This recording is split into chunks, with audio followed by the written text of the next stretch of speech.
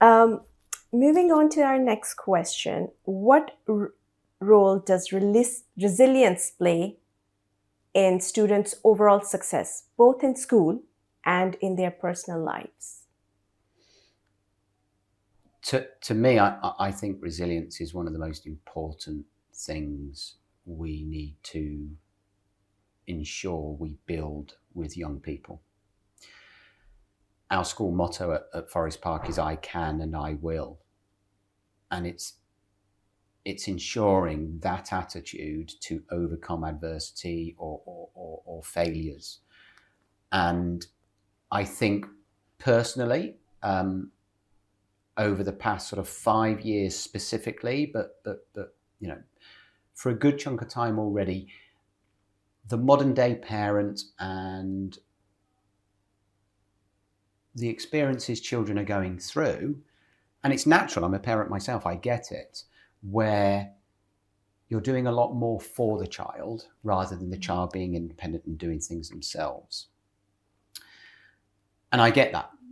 You know, you want to protect a child, you don't want them to get upset. And there's a big push, and has been, and rightfully so, I'm not saying it shouldn't be in place, but there's mental health, there's well-being, there is all of these things in place, and that is important. But I think personally that has been to the detriment of resilience, because I think in some instances, in some homes, in some settings and educational establishments, the pendulum swung a little bit too far in the fact that we are doing too much for the children. They are being a little bit mollycoddled or put in cotton wool too much. Therefore, they're not as resilient. And I'm not saying that that's every single person every single time, but you know, they aren't able to deal with, you know, young graduates and young sort of student teachers we get through. They're very, very good at what they do, and they're very efficient when they know what to do, or if you tell them what to do, or if there is a plan to follow, or whatever.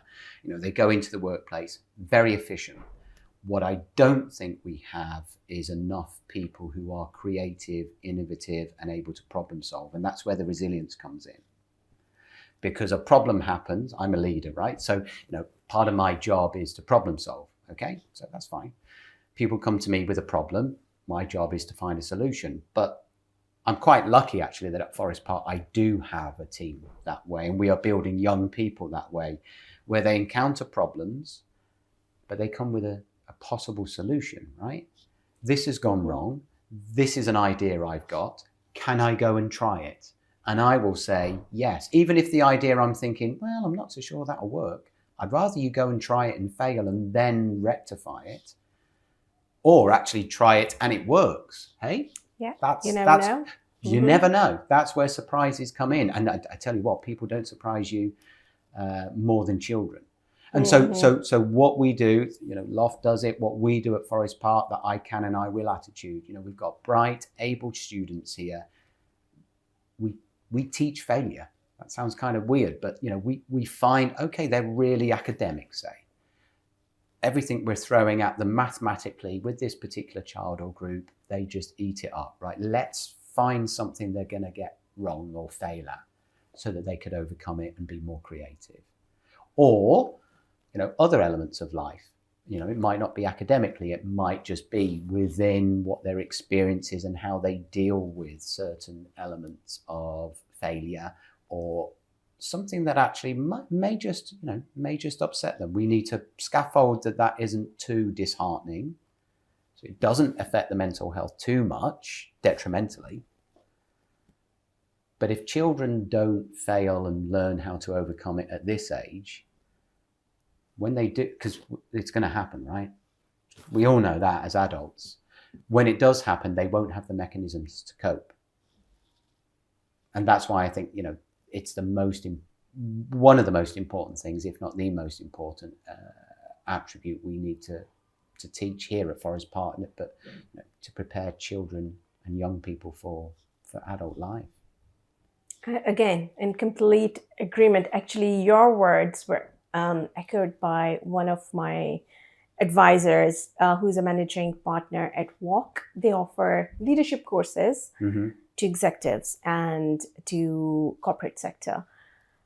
And he said the same thing. He said, when I look at my girls and the current setup in schools, we are not offering enough for them to learn some of the skill sets, some of the soft skill sets, which we used to learn growing up, because just for a number of things, might be part of a, like a religious organization like church or a mosque, or we'll just be allowed to play outside. Yes, yeah. And just it was different times. It made us resilient. However, this younger generation has still a lot to learn with some of these soft skills. It doesn't come naturally to them. There is, and I there's the COVID era. There's elements of that has had an impact, but it's wider and bigger than that. Mm-hmm. Luckily not here, but I've got colleagues, particularly in the sort of secondary sector, where you've got an increase in numbers of children not attending education or having part-time education. You've got record numbers of those mental health issues. In my opinion, that's as a result of not building up those skills in the first place. Yeah. Now, as I say, COVID has an element to play into that, but actually that has continued. That was only a short space of time. We're moving on, and actually educationally, I don't think there's enough taking place for those young people to be building up those skills. And that's really important, really important. I completely agree.